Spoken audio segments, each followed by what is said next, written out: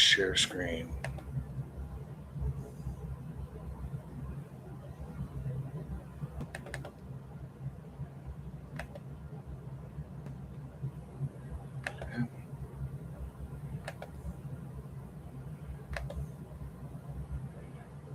All right.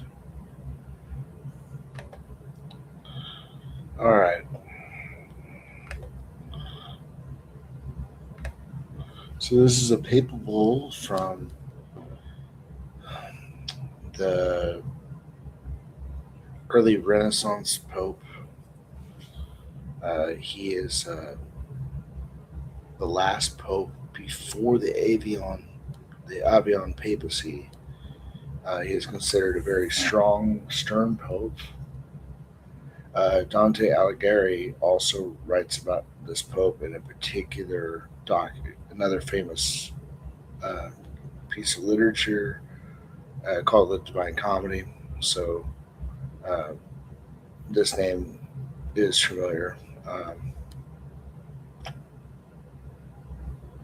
This guy was also one of the popes that had the strongest uh, military religious orders before a lot of the suppressions and internal Western persecution, such as uh, the Knights Templar trial, which would happen uh, 5 years after the publishing of this document. Anyway, this document is dated 1302 AD.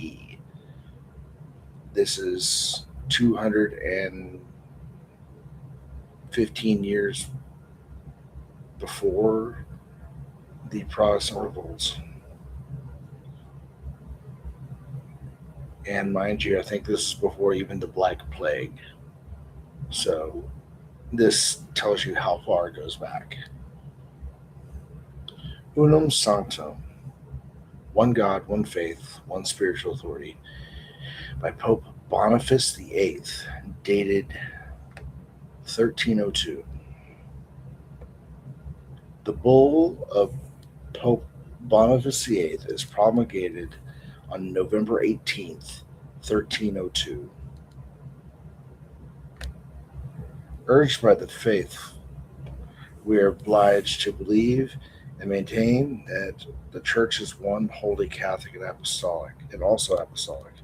We believe in her firmly, and we confess with simplicity that the outside of her there is neither salvation nor the remission of sins, as the spouse of the Canticles, Songs, chapter 6, proclaims. Quote, one is my love, my dove, my perfect one. She is the only one, and chosen of her who bore her. Unquote. And she representeth the sole mystical body whose head is Christ, and the head of Christ is God. 1 Corinthians 11:3. In her, then, is one Lord, one faith, one baptism. Ephesians 4:5. There had been, at the time of the deluge, only one ark of Noah, prefiguring the one church, which ark, having been finished to the single cubit, and had only the pilot and the guide, i.e., Noah. And we read that outside of the ark, all that subsisted of the earth was destroyed.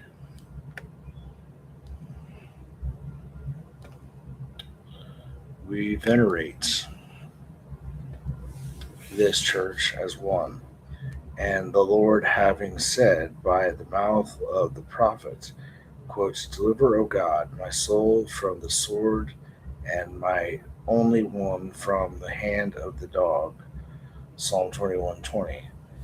He prayed for his soul that he for himself heart and body, and his body, that is to say, the church, he has called one because of the unity of the spouse of the faith and of the sacraments, and of the charity of the church. This is the tunic of the Lord. It is seamless, which was not rent, but which had been cast by uh, lots. John 19:23 to 24.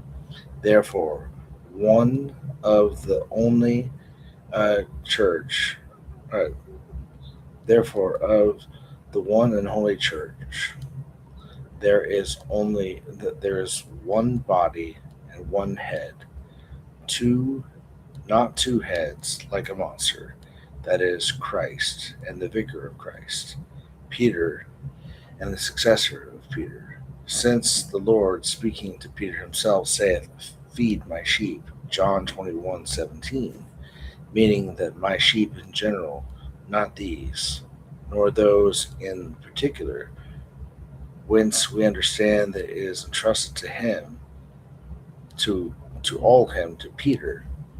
Therefore, if the Greeks and the others should say that they are not confided to Peter and to his successors, they must confess not being uh, the sheep of Christ. Since our Lord says that in John there is one sheepfold and one shepherd, we are informed by the text of the Gospels that in this church and in its power are two swords, namely the spiritual and the temporal, for which the apostles say, Behold, here are two swords. Luke 22:38. That is to say, in the church, since the apostles are speaking, and the Lord did not rely, uh, or the Lord did not reply that there were too many, but sufficient. Certainly, the one who denies that the temporal sword is the sword of Peter has not listened well to the word of the Lord commanding, Put up thy sword into thy scabbard, Matthew 26:52. Therefore, both are in the power of the church, namely, the spiritual sword and the material.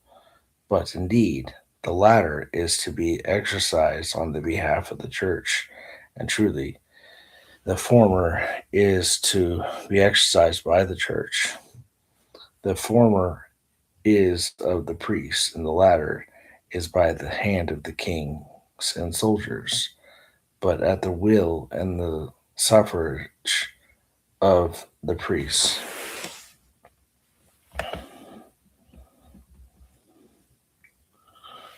One, however, one sword caught to be in this in subordination to the other, and the temporal authority subjected to spiritual power. For since the apostles said, There is no power except from God, and the things that are ordained of God, Romans 13:1-2.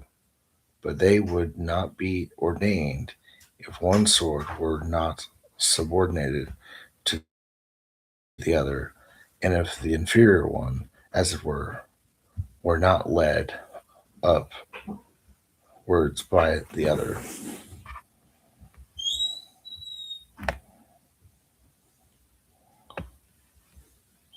By the way, this document comes to a sudden end. This may not be the whole thing. For according to the Blessed Diocesius, it is the law of the divinity that is the lowest things reach the highest place by intermediaries. Then, according to the order of the universe, all things are not led back in order equally and immediately, but the lowest by the intermediary and the inferior by the superior. Hence, we must recognize that the more clearly the spiritual power surpasses in dignity and in nobility any temporal power whatever, as the spiritual things surpass the temporal.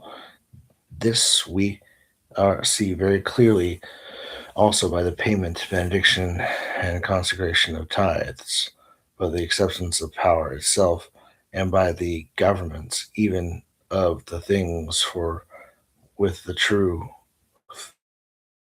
as our witness, it belongs to the spiritual power and established the terrestrial power and passed the judgment if it has not been good.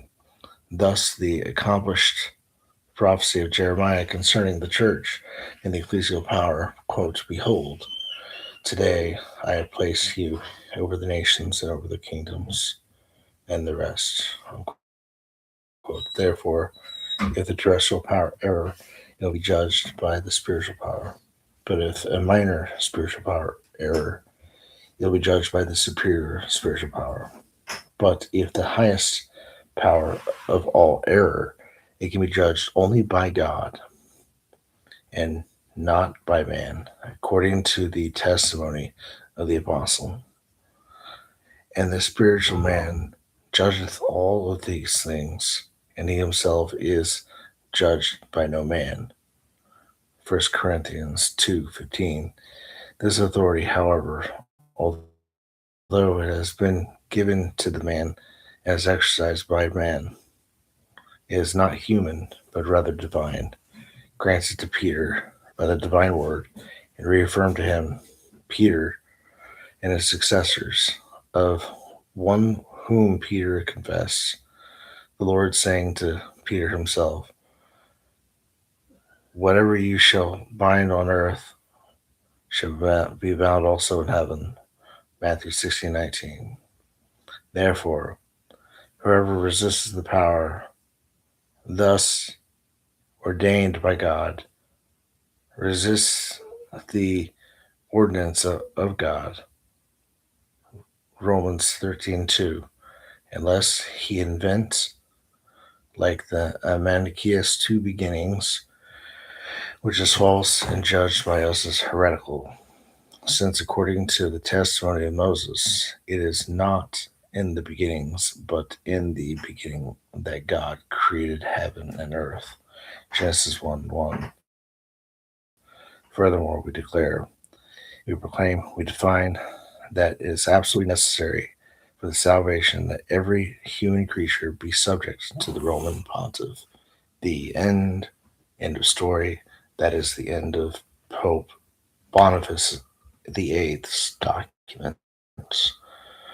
Unum Sanctam. Good night.